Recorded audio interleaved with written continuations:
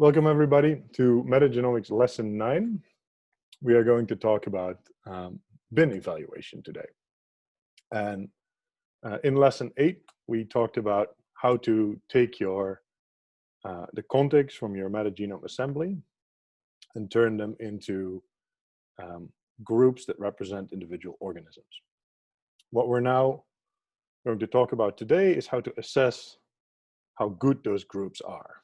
So whether you can be somewhat confident in the fact that these groups that you think, these bins that you think represent organisms, actually correctly represent the genetic potential of an organism.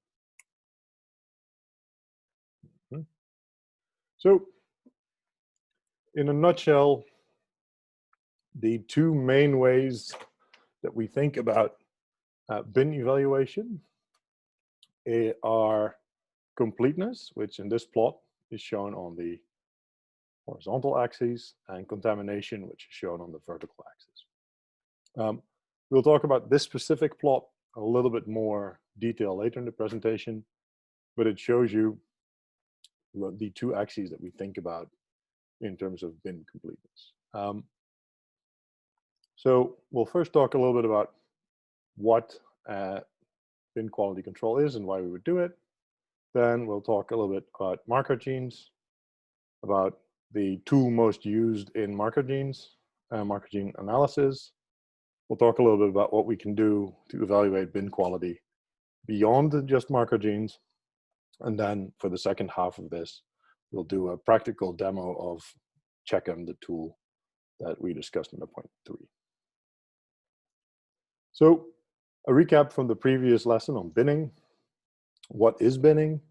Binning is where you take your complex community, sequence it, assemble those sequences into longer contiguous sequences or contigs, and then group those contigs based on which organism you think they belong to.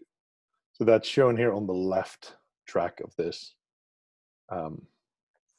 this schematic on the right.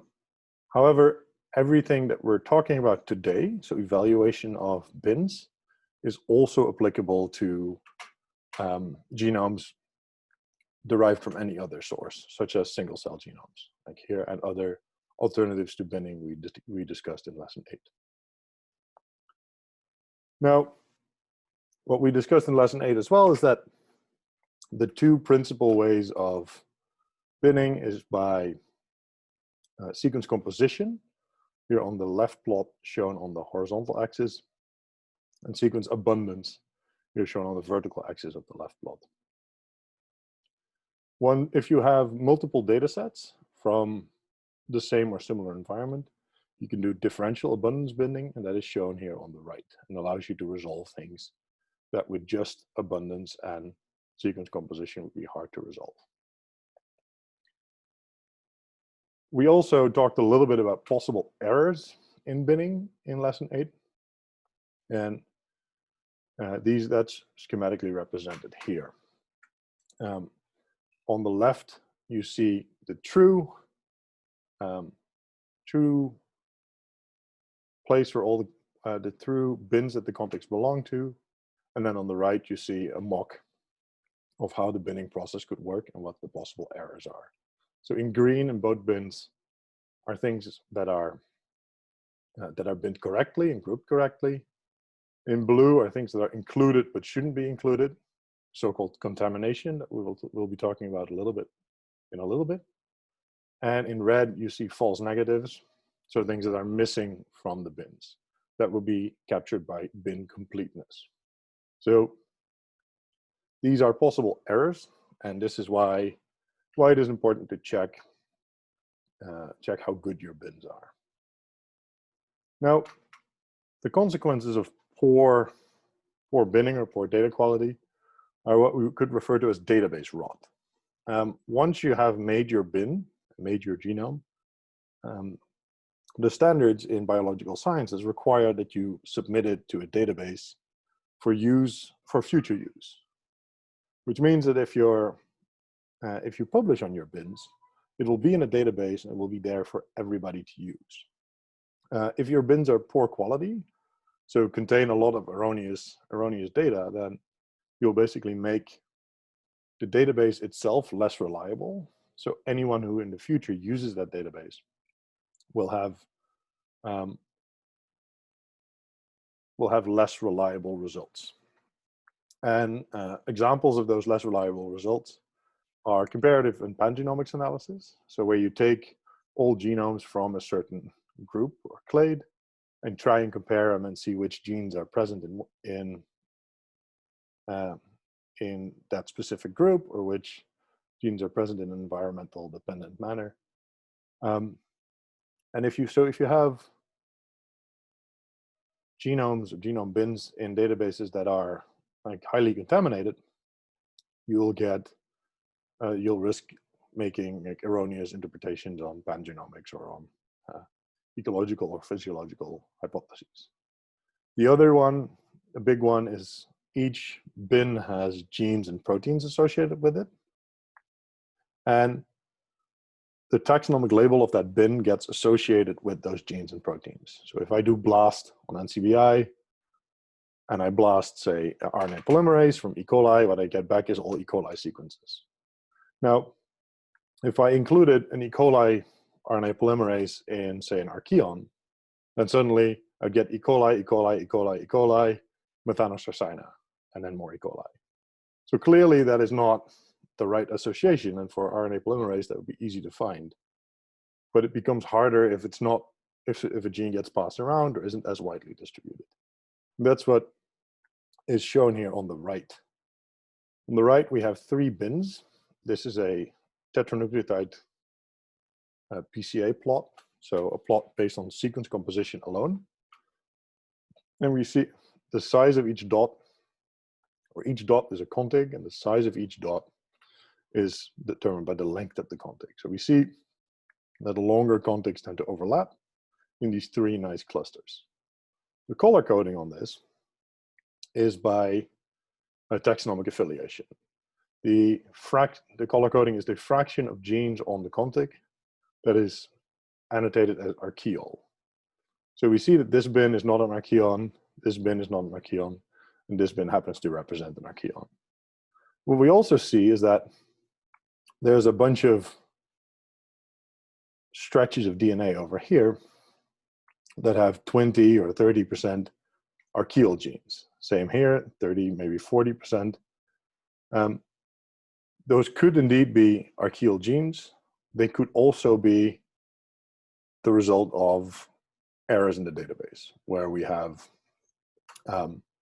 where someone has included genes that belong to this sulfate-reducing bacterium that is here, or has included them in this, that belong to the sulfate-reducing bacterium, but has erroneously included them in an archaeon, as a symbiont with this sulfate-reducing bacterium. You see the same with these bins over here. Of course, these 2 are symbiotic organisms, so they could be exchanging and sharing genes, but one explanation, that would be one explanation for this observation, but the other explanation is errors in submission to the database, and that is at least as likely. So this is an example from my own work of where you could walk into possible trouble created by previous researchers who worked on systems similar to the one you work in. So because these things persist so long, it is super important that we assess the quality of the bins that we submit into databases, that we assess it well.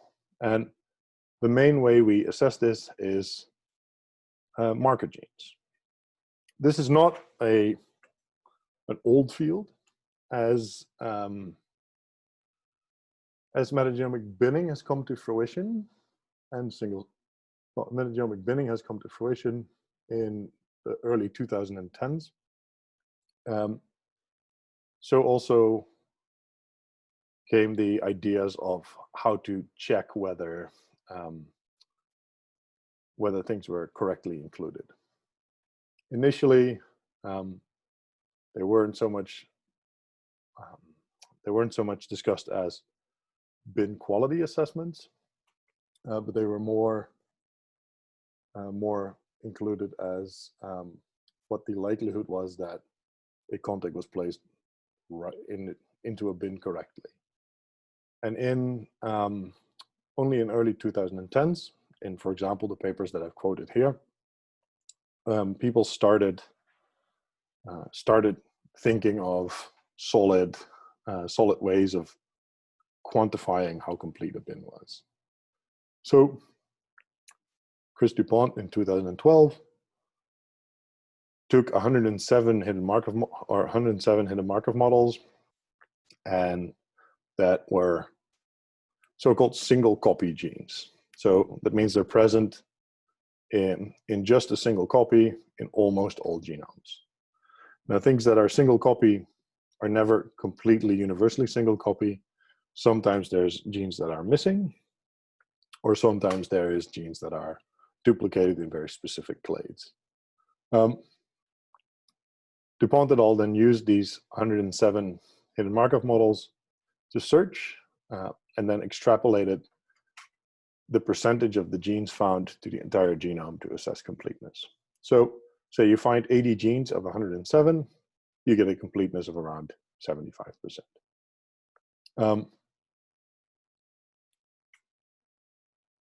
The obvious weakness of this, and we'll get to this in a little bit, is that we extrapolate from a small number of genes to the entire genome.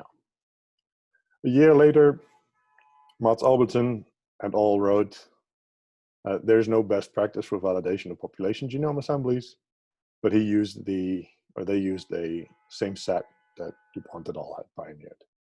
A year before, Hess et al. Had written that they, for the bins they had created, they took the most likely order for the bin, picked a set of core genes that were present in most organisms of that order, and then did copy number analysis on those.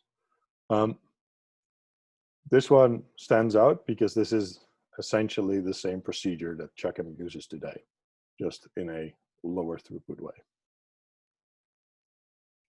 Now, this is an example, again, from my own work on how this, how these 107 marker genes by DuPont et al., how that would look in practice.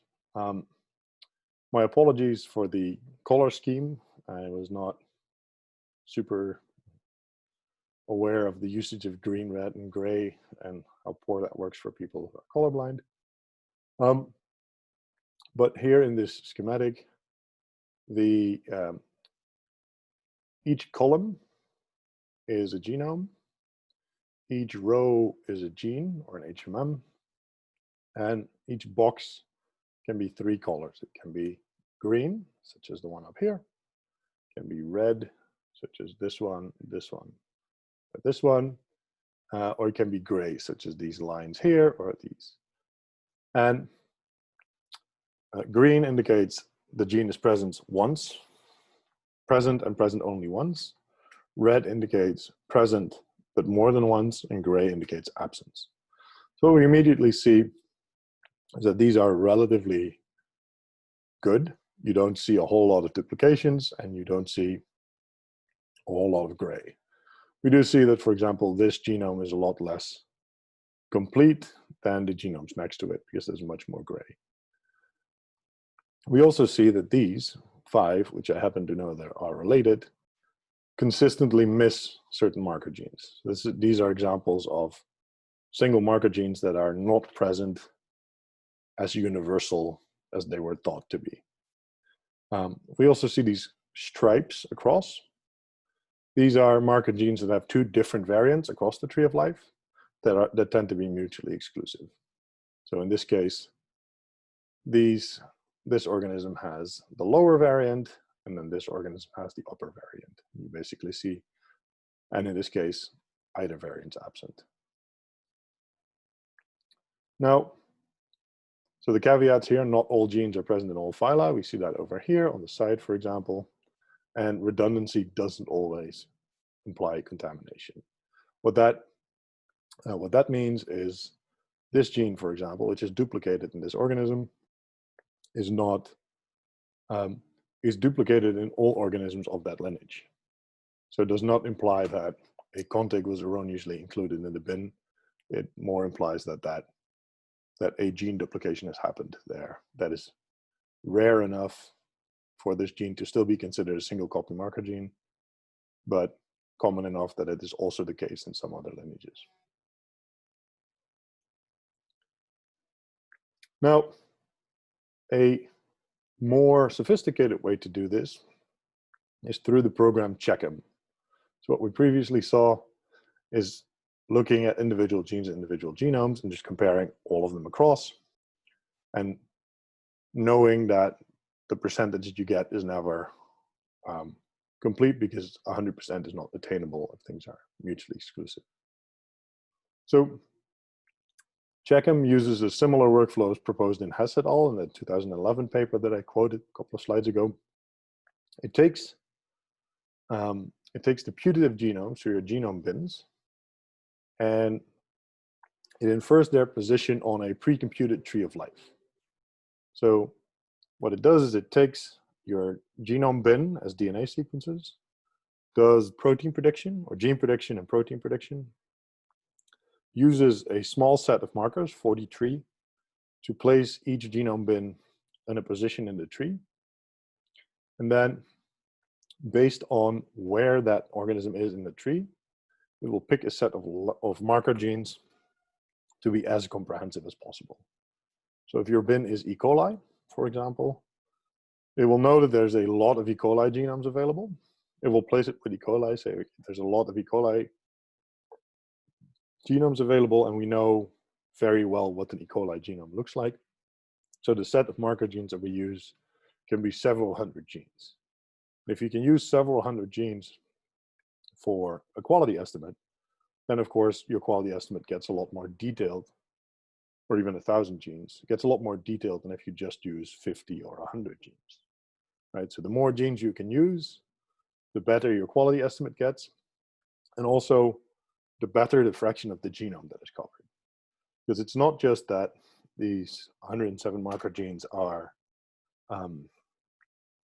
only a small fraction of the genome, roughly, what is it, 100,000? Let's say 3 to 5% of the genome, but it's also that they're co-located sometimes. So they tend to not be present in the same, or they tend to be not equally distributed across the genome. So you get an uneven estimate of quality. CheckM then also calculates a number of statistics that we will talk about in a little bit. So what is important to note is that this method, as I was talking about, using marker genes to estimate completeness and contamination, completeness here on the horizontal axis, contamination on the vertical axis, is inherently noisy. And we can see this when we apply this to isolate genomes. So here, these two plots show isolate genomes of high quality and of medium quality from the IMG database in the year that CheckM was published, 2015. And what we see is that even in high quality, in the insets here, are the same plot, but just the corner here between 90 and 5, 90% completeness and 5% contamination. So here, blown up to this inset. What we see is that even for things that are fully complete, 4 or 5% contamination is not uncommon. And the same for isolates, even closed genomes, having a completeness in the 95% range is also not uncommon. So you get, and this is only a small subset, and you see that as you start filling this out, even still, both plots are on isolates, you get a sense that anything under 3-4% contamination or over, say, 95% completeness is probably like a fully complete genome, or could be a fully complete genome. Now, using these marker gene metrics, the community, in this case represented by the Genomic Standards Consortium, GSC, published some quality standards for bins and for mags. Now the most, and here's this plot again, as I promised we'd talk about a little bit more. The most, well, there's one, the highest standard is full circular genome. I did not include it here because it is rare enough and also self-explanatory. Now, otherwise they have bins, they've divided bins into 3 tiers. One tier, which is high quality, is genomes that are over 90% complete with less than 5% contamination. So essentially this corner over here, which we know is where most of the isolated genomes also fall. So that makes a whole lot of sense. In addition, they added the additional requirement that the 5S, the 16S, and the 23S rRNA genes should be present for high quality, and that 18 different tRNA genes should be present for high quality. So that is why if we look here, we see the intersection of 5% contamination and 90% complete. We see almost all things are colored, almost all genomes, each genome is represented by a dot, are colored red. But you see that within that same area, there are genomes that are colored blue. This is not because of their completeness and contamination standard, but because they lack RNA genes or tRNA genes. Then there is the medium completeness estimate, which is over 50% complete and less than 10% contamination. So medium completeness, according to the Genomic Standards Consortium, would be anywhere in this box. Then there is low completeness, or low quality, which is less than 50% complete and more than 10% contaminated. That is, the direction of that is wrong. Oh, the direction of both of those are wrong. Well, less than 50% complete, more than 10% contaminated. So genomes that wouldn't be present on this plot at all. In addition to the Genomic Standards Consortium, there now is what is called the Genome Taxonomy Database, and that is where this plot is from. The Genome Taxonomy Database is one of the main resources for a taxonomically consistent set of genomes. And for inclusion in the database, the people curating that, a slightly different standard. They, as you can see, include all high quality genomes according to the Genomic Standards Consortium, but they don't include all, then they include no low quality genomes. They change in standard is around the medium quality genomes, rather than saying as long as it's 50% complete and the contamination is below 10%, the Genome Taxonomy Database has a correlation between the two. So it says, okay, we want for a genome that is 95% complete, we will allow a higher degree of contamination than for a genome that is 55% complete, because we expect that there will be more genes duplicated if there's more genes present. So their metric is, as long as completeness minus 5 times the contamination is more than 50, we'll include it. And that is where this one-to-one line comes from.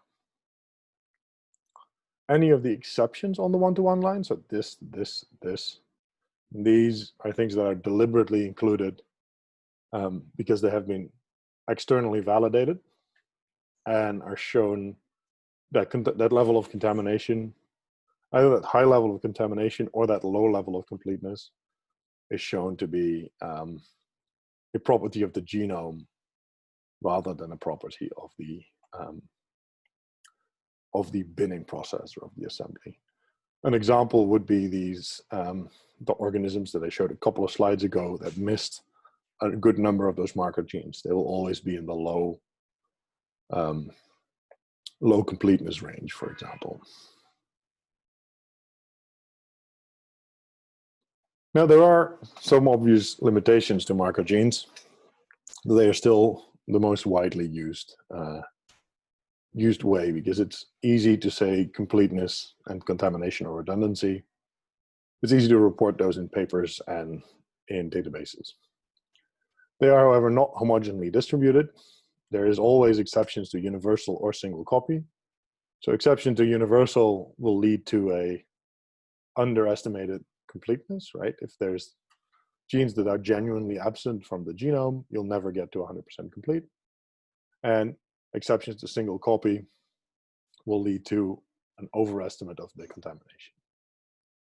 And then marker genes are by definition part of the core genome, so completeness estimates miss any pan-genome content. That's a really important point. A large fraction of any microbial genome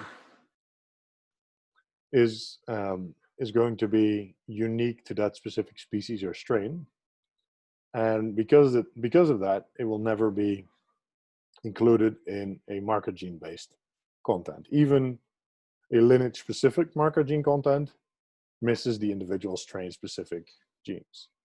But CheckM does contain some tools to evaluate bins beyond marker genes. We'll look at these more, but beyond their general workflows, there are several different plots that can be made. Bins can be manually modified, and a number of things can be calculated from bins. In addition, this is a plot from the supplementary info of Mats Albertsen's 2013 paper. We can use tetranucleotide frequency to see whether what we have included in the bin is based on, say, differential coverage is actually correct. In this case, they're looking at a single cell genome that very clearly wasn't fully a single cell genome. This was,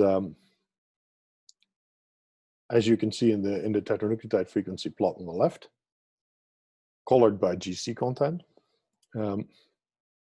You see that that there's clearly two different groups present. And then if they take the taxonomic affiliation of the genes that are present there, you can see that this one is a Bacteroidetes, and this one is a TM7. So in this case, they're not looking at a metagenome, they're looking at a single cell genome where the well after cell sorting happened to contain two different cells rather than just the one. Then my preferred way to look at to look beyond marker genes for bin quality is something I have shown in the lesson 8 on binning as well. This is the Unveo platform, and Unveo allows you to, in one view, integrate both sequence composition here in green and sequence abundance across many different data sets here in the radial rings that are black or gray. By green, I meant this inner ring here. And how that in practice works, we'll do a little exercise before we go to the actual hands-on part of this session. We'll do a little exercise showing how that actually works in practice. So this here is an Unveo representation of a bin from a data set that I've been working on recently. I have 8 different data sets from the same environment that I can use to bin these things. I've done some manual binning, and then of the residual, I did binning using the MetaBot2 software. And this bin, as binned by MetaBot2, was labeled as 98% complete, 1% contamination. So pretty good, I would say. Normally, I wouldn't take a second look at this, but for this specific data set, I've taken a second look at all of the bins just because I was curious how well the automated binning performed. Now, what we can see is that this inset over here is basically just a blow up of these otherwise rather hard to read numbers. So we see there is 347 splits. Let's call them contigs for now. The total length of the bin is 3.75 megabases, completeness as estimated by Unvio, which uses a similar, different set than CheckM, but the same principles, and redundancy, which is the Unvio term for contamination, arguably slightly more correct, of 1.4%. So let's go and try and clean this bin up a little bit, because we have some places where we think, okay, this is probably not part of the bin. So these contigs over here, for example, look like they have a very different coverage distribution than the rest of the genome. So if we remove them, we see that our number of contigs goes down by 10. We lose 40,000 base pairs, so let's say 40 genes. But we see absolutely no change in our estimate based on marker genes. Now, we can say, all right, that's a very small part of the tree. It's not unlikely that this was erroneously included. Let's say this area over here is also relatively messy when compared to the coverage profiles of the rest. So let's have a look at that too. Remove that, and we remove another 30 or so genes, and this time we get rid of about 170,000 base pairs, so 170 genes or something. And we see that still completeness and redundancy is unchanged. So now let's eliminate some more. This little branch of the tree over here. Again, small gap in number of splits and in length, no change in completeness and redundancy. So now, according to the Euclidean clustering that we see in the middle, right, this tree is not a phylogeny. This tree is a clustering of essentially what is essentially a heat map on the outer rings. So we see that this is two major branches. So what if we follow Unvio and actually just say, okay, I want just the contigs that are present in this major branch. We also see that this is where all the long contigs are, but there's some long contigs over there. So let's see what happens then. So remove all of that. We've now cut down the length of the bin by almost 1 million base pairs, so 1,000 genes. We've cut more than or around half of the contigs, and we see that we've only dropped 1.6%, 1.4% in completeness, and redundancy is fully unchanged. So leave this text up here for a minute so people can pause on it if they want. But lots and lots of contigs, 45% of the contigs and 25% of bases can be removed without substantially dropping the quality of the bin. Now this, as I said, does not provide any answers. I do not know whether removing that last big removal is the right answer or not. For that, we would have to look a lot more closely. But you can see how even when a bin is really high quality and by any reasonable measure would be included in the highest quality tier of bins, sometimes you can still make substantial changes, substantial and well supported changes without actually modifying the completeness and contamination estimate. So the take-home messages there are genome bins, MAGs, and SAGs live in databases long after publication and will be used in comparative analyses. And you don't know how they'll be used in the future. So it is important that that you take care of the data that you produce. Genome data is so multifaceted that it is, as I write it here, the responsibility to the community to curate the data as best as we reasonably can. And there are great tools to do so, but as I showed in the last couple of slides, there is not per se a magic bullet that gives you the right answer unless you have a reference. And with that, I was wondering if there are any questions.